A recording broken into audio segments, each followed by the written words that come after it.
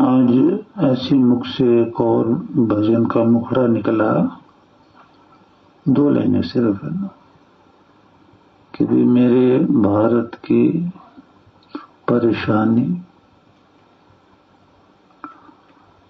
भूला पिछले युगों की कहानी है ना। तो परेशानी ये नहीं है कि घर घर परेशानी है, परेशानी एक ही है कि घर घर से वेद निकल गए,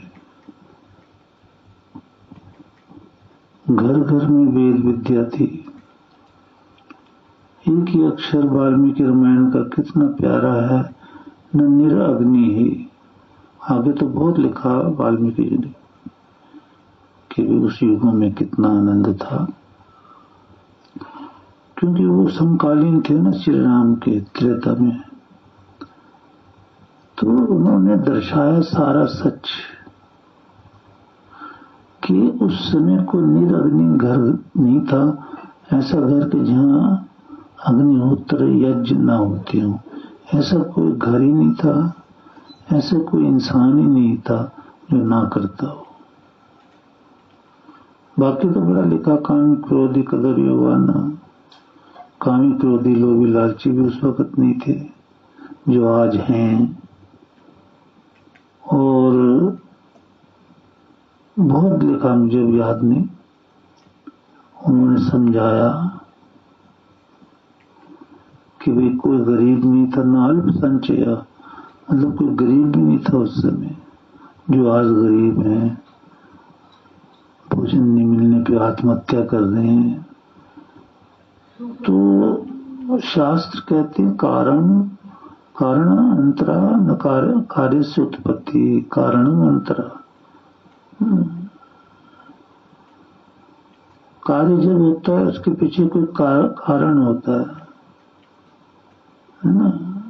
जैसे किसी ने मकान बनाया, ये तो कार्य हो गया।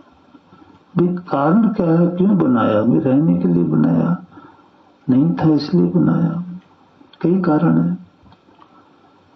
था मकान घर में, पैसे थे, ये मकान किराए पर चढ़ाने के लिए बनाया। कोई ना कोई कारण जरूर होता है।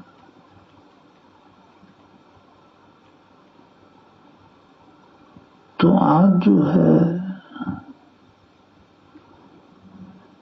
पूरा विश्व परेशान है, आज से नहीं बरसों से।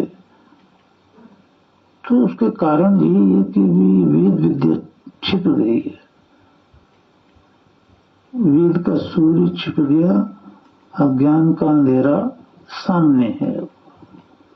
हर वक्त जीव अज्ञान में जीता है, अपने बनाए हुए मार्ग पे चलता है।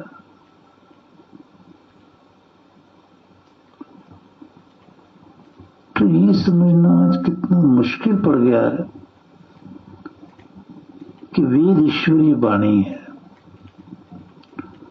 वेद ईश्वर से निकला ज्ञान है। देखो कहाँ ईश्वर से निकला ज्ञान, कहाँ आदमियों का अपना बनाए हुए रास्ते। ये तो जमीन आसमान का अंतर है। सुख तो भगवान में ही है, इंसान में तो सुख नहीं है। इंसान सुख देगा तो टेम्परेरी देगा। जब कोई मर जाता है तो रोते क्यों है? कि भी वो हमें सुख देता था, अब मर गया तो अब सुख कहां से देगा? 99.999999 यही होता है कि अब हमें सुख कहां से मिलेगा। तो ये कारण है मर रोने का।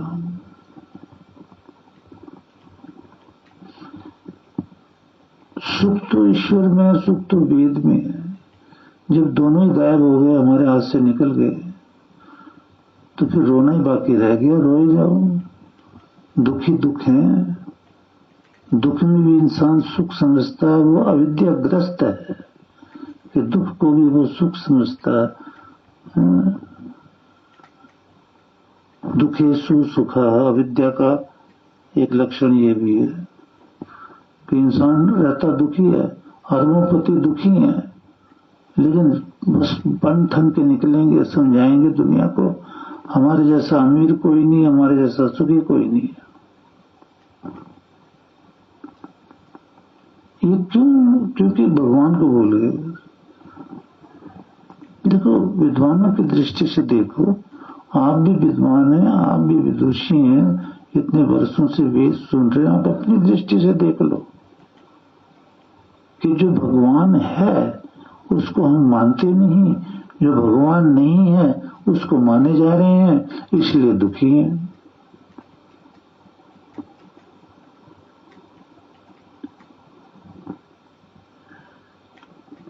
तो सैकड़ों बार आपने सुना होगा, आज फिर इस मंत्र की का अर्थ समझो, रिपीट करो, फ्रेश करो, आहुति भी डाल लो पहले।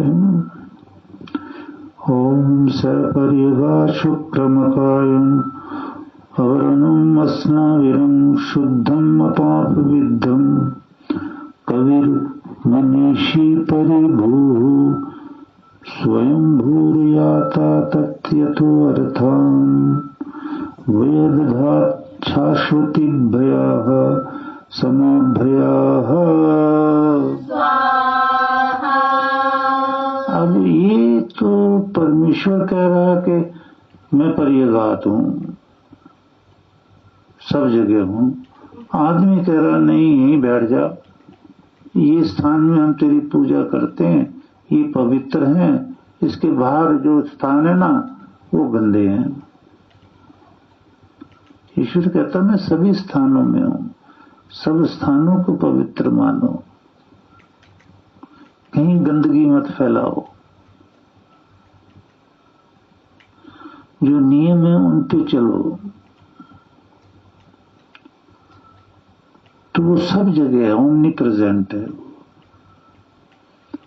मत समझो कि वो एक जगह है, वो चलेगा फिरेगा, वो नहीं चलता फिरता, वो क्योंकि वो ओमनी प्रेजेंट है। और शुक्रम का मतलब सर्वशक्तिमान, सारी अनंत शक्तियां उसमें हैं, इसलिए वो किसी के अधीन नहीं है, किसी की मदद की उसको जरूरत नहीं है। इसलिए बाली को मारने के लिए भगवान को तीर कमान की सहायता की या श्री राम के शरीर की सहायता की जरूरत नहीं है, ऐसा वेद कह रहे हैं। ऐसा मंत्र का भाव है कि वो अनंत शक्तिमान है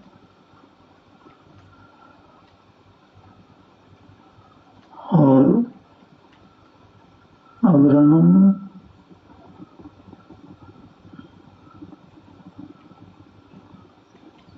छेद नहीं कर सकता मुझ में कोई।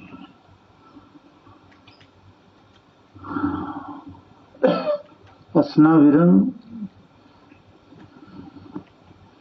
नर्वस सिस्टम नहीं है मेरा।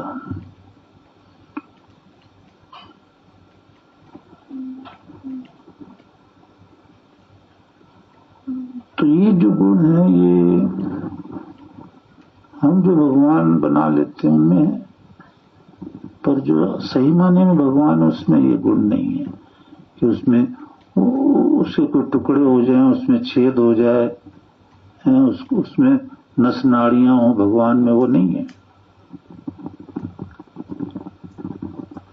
वो अकायम है, शुद्धम, उसको नहलाने की जरूरत नहीं, शरीर ही नहीं है, वो शुद्ध है, हमेशा शुद्ध है।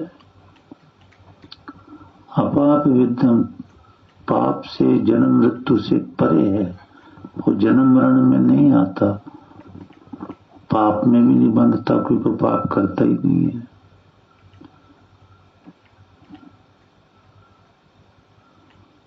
कवि ही क्रांतदर्शी है। कवि का मतलब यहाँ पोएट नहीं है, क्रांतदर्शी, यानी जैसे संसार के कण कण में है, हर मोमेंट को देख रहा है संसार की, ऐसे पिछले युगों की जितनी अनंत बार शक्ति, अनंत बार ये पृथ्वी बनी,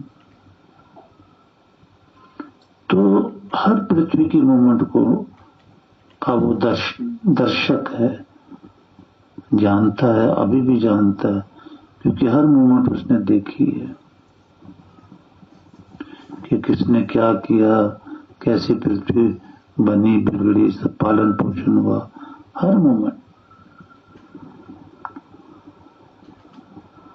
इसलिए उसका नाम कवि है, मनीषी, सबके मन की जानने वाला है, क्योंकि अंदर ही तो है वो। परिभू दुष्टों को, अपराधियों को सजा देता है। यहाँ का जज, यहाँ का वकील अगर सजा दिलाने में असमर्थ हो जाता है तो वो नहीं छोड़ता। हम अपनी संस्कृति को याद नहीं करते, आचरण में नहीं लाते कि आप जितना मर्जी नाटक रचो, वो सजा दिए बगैर नहीं रहेगा, क्योंकि हम उसको जानते नहीं, उसके नियमों को मानते नहीं, उसकी सजा से डरते नहीं। तो इसलिए हम कामी, क्रोधी, लोभी, लालची, आलसी बन करके जीवन काट देते हैं। अभी भी सजा होती है, कोई इज्जत नहीं होती है गुण के बिना अभी भी, और मर करके नीच योनियों में चले जाते हैं सजा काटने। इसलिए कहा उत्तिष्ठत जागृत प्राप्य, उठो विषय विकारों की नींदों से, जागो, प्राप्त करो, है ना। दुर्गम पथः, ये मार्ग दुर्गम में क्यों पड़े हुए आलसी, उठो, नहीं उठते तो ना उठो, सजा तो ईश्वर ने देनी है। काम, क्रोध, बद, लोभ, अहंकार नहीं छोड़ दे तो ना छोड़ो, सजा तो ईश्वर ने देनी है। संयम नहीं करते तो ना करो, सजा तो ईश्वर ने देनी है।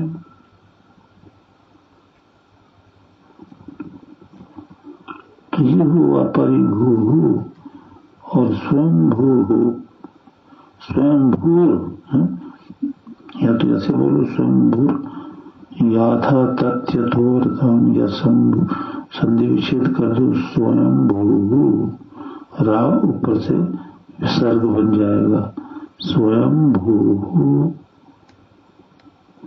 ईश्वर कहता मैं स्वयंभू, मैं अपने आप से अपने आप में हूं,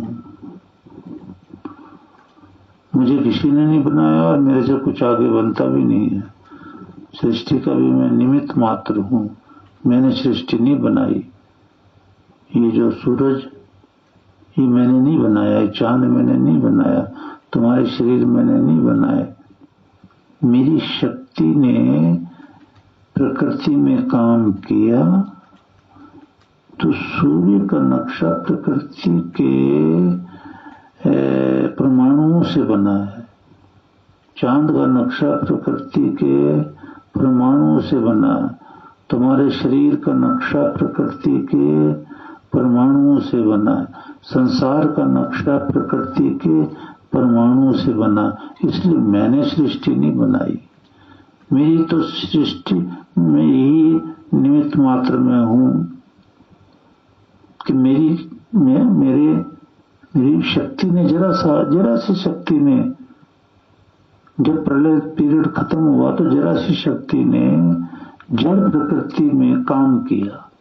उसको जैसे ही चेतन शक्ति ने जड़ प्रकृति में काम किया, उसे छुई तो एकदम से बिजली का सा प्रकाश हुआ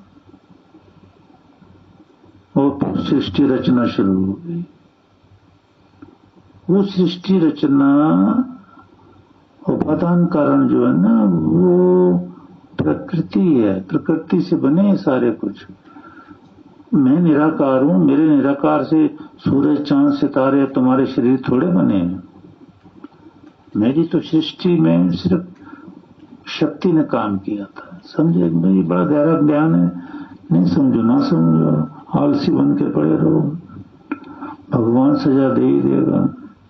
नहीं तो सुनने तो यही आए हो, समझने आए हो, पुरुषार्थ करने आए हो।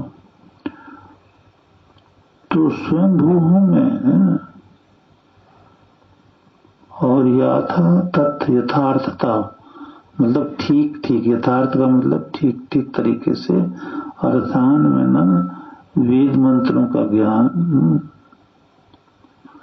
वेद अर्थात शाश्वती दिया, अनादिकाल से शाश्वतिव्य समाव्य मैंने समाज को वेदात दिया, मैंने समाज को सारा ज्ञान दिया, वेद का सारा ज्ञान मतलब वेद का ज्ञान मुझसे निकला, किसी इंसान ऋषि मुनि से नहीं निकला।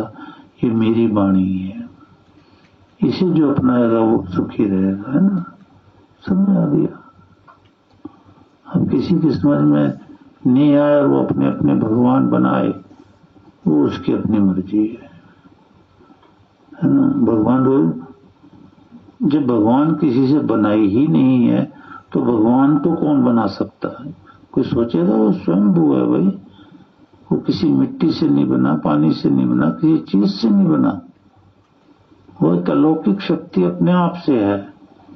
तो हम मैं और आप लोग बना के खड़ा कर दो उसको कि ये भगवान है, ये कैसे हो सकता है। हाउ इट इज पॉसिबल, है ना। Who can make the God? कौन बनाएगा। गॉड ने कांड पकड़ के घुमा देना उसको मुझे बनाने चला है और घुमा रखा, देख लो। कहीं भी चले जाओ, हाय हाय है सब जगह।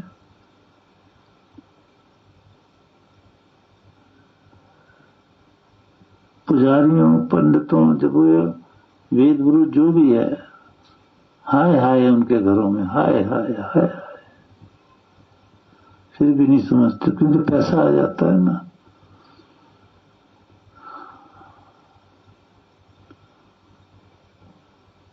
बोलो सच्चिदानंद घन भगवान की।